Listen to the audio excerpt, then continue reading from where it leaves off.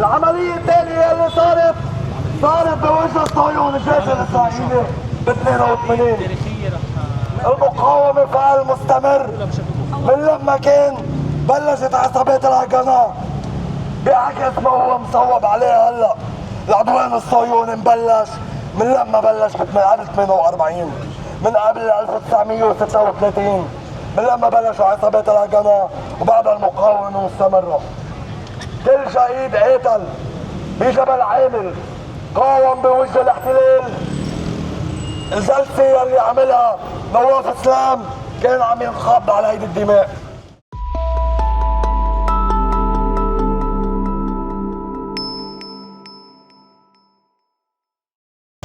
Hey everybody, this is Laith Marouf from Free Palestine TV, and we are in the Hamra district of downtown Beirut. Before we continue with this report, I ask you to press the subscribe button on whatever social media platform you're watching this on, and to go to our website freepalestine.video to donate so we can continue bringing you these field reports. As you can see, student groups and youth groups in Lebanon have called for a demonstration against the plots, both American and Israeli, to disarm the resistance, and obviously the collaboration of the Prime Minister in this plot to disarm the resistance in the country.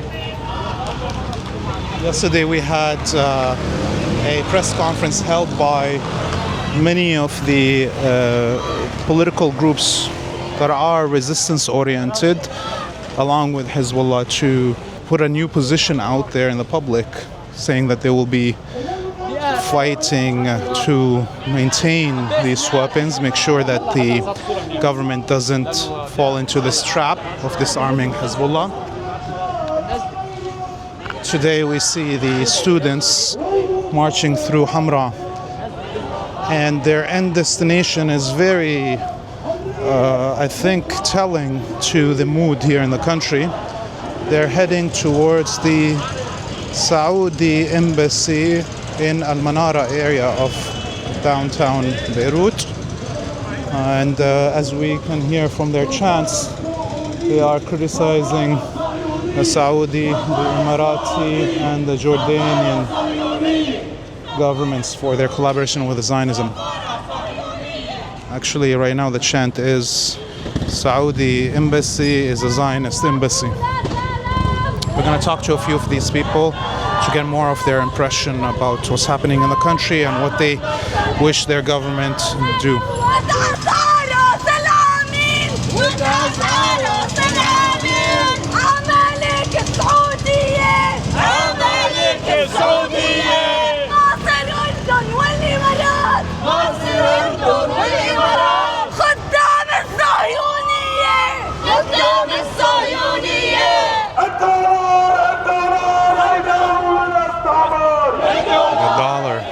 That is colonialism. That's what they're saying.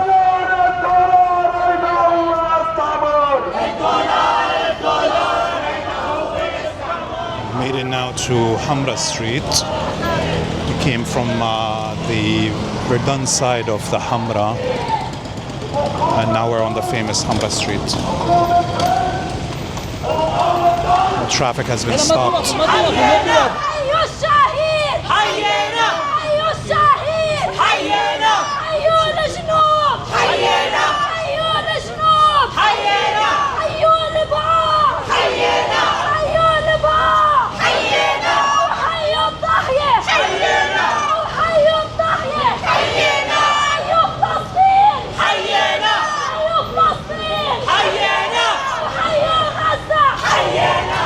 العملية الثانية اللي صارت بوجه الصهيوني الجيش الإسرائيلي ب 82. المقاومة فعل مستمر من لما كان بلشت عصابات الهجنة بعكس ما هو مصوب عليه هلا. العدوان الصهيوني مبلش من لما بلش قبل 48، من قبل 1936، من لما بلشوا عصابات الهجنة وبعد المقاومة مستمرة. كل شهيد قاتل بجبل عامل قاوم بوجه الاحتلال. الجلسة اللي عملها نواف اسلام كان عم ينخض على هيدي الدماء. I'm with Khaled Barakat, very famous international Palestinian activist. Khaled, you're in Beirut, and this is one of the first demos we see in Hamra. Yes. What are your, impressions of this as a beginnings of public support for the resistance in the Hamra region, basically? Yes, I think this is an event that will start a popular movement in Beirut. There are not too many people today, but this is a representation of popular rejection. We see how people in the streets are reacting to these youth and students, shouting against the occupation, shouting for Gaza, for the resistance in Lebanon, against the attacks on the Lebanese resistance and the attempts to strip the resistance from its weapons. I think that this is truly represent the popular sentiment and the position of the people in Lebanon, the vast majority of the people in Lebanon. They're going towards the Saudi embassy right now, and I think a lot of people outside the Arabic region don't understand, number one, why are there so many Arabic states that are collaborating with the Zionists and are doing nothing, while somebody like Netanyahu calls for a greater Israel, who puts a map of parts of the Saudi kingdom in his greater Israel. Can we explain to this audience in the West a little bit about the history of more than 100 years of collaboration between the Saud family, the Hashemite families, and the Zionists?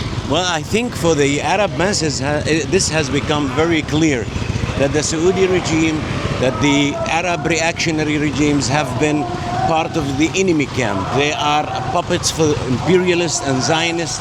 They have played a destruction role against the democratic liberation movements in our region. Historically, they have been a force of reaction, a force of brutality, and it's just very obvious. You get Trump supporting these medieval regimes who have been brutalizing the people in Saudi Arabia, in Emirates, in Bahrain, and they're the allies of imperialists, allies of these companies, allies of Israel, and that's why we see that part of what's happening in Gaza, it's very much related to these Arab reactionary regime, not just silence, but they're complicit, they're part of the crime, they're part of the genocide. It's been decades that no Arabic leader has used this language that we're hearing right now in this demonstration, pointing the finger on the collaborationist regimes since the assassination of Jamal Abdel Nasser and kind of the retirement of George Habash. We haven't seen any leaders speak directly, openly about the collaboration of these royal families that are appointed by the West. Do you feel this return to this language on the streets of Beirut is an indication that we may see a full return to this open discussion about the collaboration of the Arabic ruling families? I mean, if you mean the secular forces and the democratic and leftist forces, Abdel Nasser, George Habash as symbols, yes, but there are forces today who is also in the front lines. I mean, the leadership of Hezbollah, the leadership of Yemen today, Yemen have been subjugated to all forms of genocide and war crimes at the hands of Saudis. And the leadership in Yemen and Sana'a, they are on the front line fighting against Saudi Arabia, Emirates, and these Arab reactionary regimes.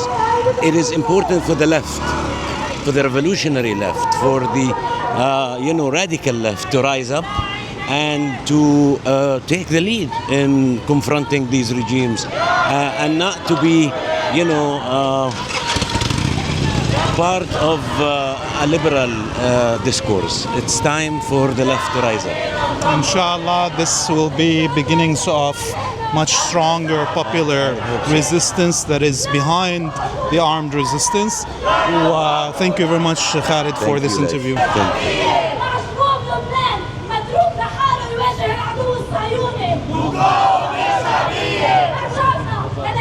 محاصرته إعلاميا وعسكريا مقاومة شعبية مع غزة ومع جنوب لبنان دفاعا عن المقاومة المسلحة بوجه الاحتلال مقاومة شعبية ضد إعلان نيويورك كل أشكال الاعتراف بالاحتلال الإسرائيلي مقاومة شعبية ضد الأنظمة العربية كلها بدون استثناء اللي توضعت على شعوبها وعلى غزة مقاومة شعبية ضد اتفاقيات التطبيع وكامب ديفيد وحكومة أوسلو مقاومة شعبية فداء لجرحانا لشهدائنا ولمقاومينا مقاومة شعبية دفاعا عن بلدنا تمسكا بغزة دفاعا عن حريتنا مقاومة شعبية مقاومة شعبية مقاومة شعبية سيادة أمريكية ضد سيادة الإنسان على أرضه يحيى كل مقاوم يحيى الجنوب تحيا غزة. So you are one of the organizers of this demonstration. Yes. And you do belong to the General Student Union. Tell us, why did the General Student Union and the other groups that are with you decide to organize this demonstration at this moment? We've decided to organize this demonstration starting from where Jamul, the first resistance that was a combination of all these sects of Lebanon, when the Israeli occupation and invasion started in Beirut in 1982. It started from where the first operation began. Then we have continued into another operation where Khaled Barakat, part of the SSMP, has performed another operation where he killed two Zionist fighters who used to commit a lot of atrocities in our country.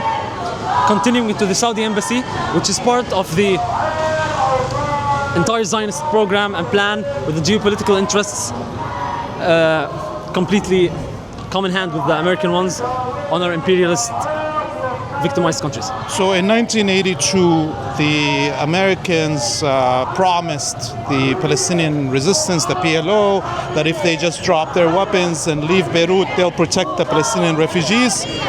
And we saw what happened after there. Is it going to be any different if Hezbollah and the other Lebanese resistance drop their weapons right now? Can we believe the American guarantees? Exactly. It's good that you mentioned that Hezbollah isn't the only one, despite being the main one, and all the love for them for fighting for their land, for anyone who's part of this country. And of course, as the comrade George Abdullah has mentioned, history has only shown us that giving up your weapons against any imperialist force is only going to result in death, blood, and a lot of shedding that only the capitalist class and the people who are traitors to every indigenous land and people are going to be away from. They're only going to watch us from their TVs and phones and medias in our modern world weep, if not dead.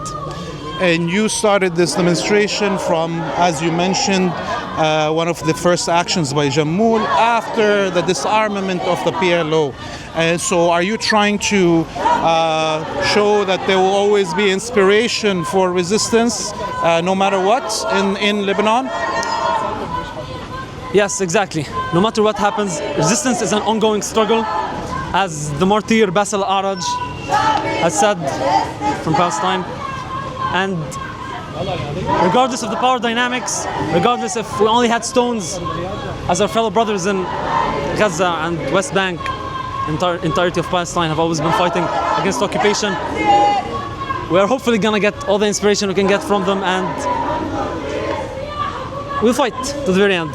We can't betray our people. Well, I wish you the best of luck. Well, thank you very much for this interview. You're welcome.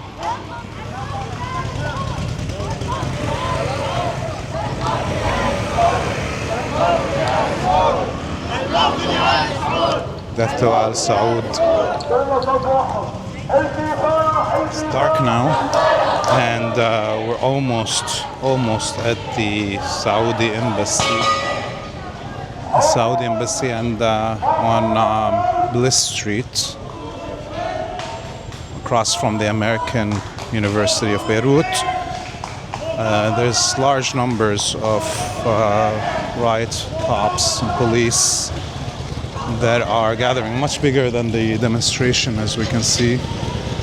And hopefully nothing happens where the confrontation comes between the demonstrators and the security forces.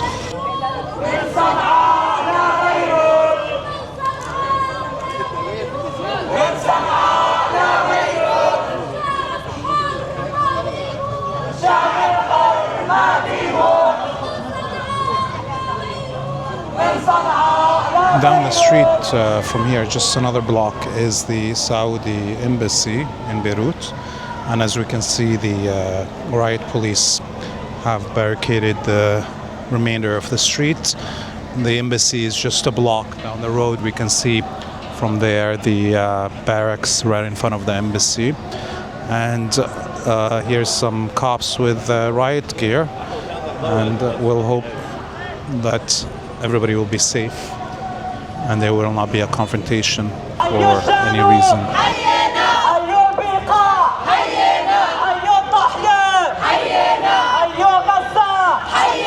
That was the first demonstration since the decision by Prime Minister Nawaf Salam to order the disarmament of the resistance in the country.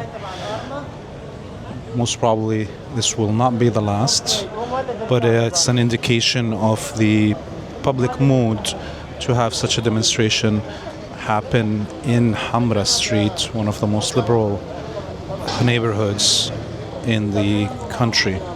This is Laith Marouf from Free Palestine TV. I ask you to press the subscribe button on whatever social media platform you're watching this on, and to go to our website freepalestine.video to donate so we can continue bringing you these reports. Until we see you next time, we bid you all a free Palestine and a free Lebanon.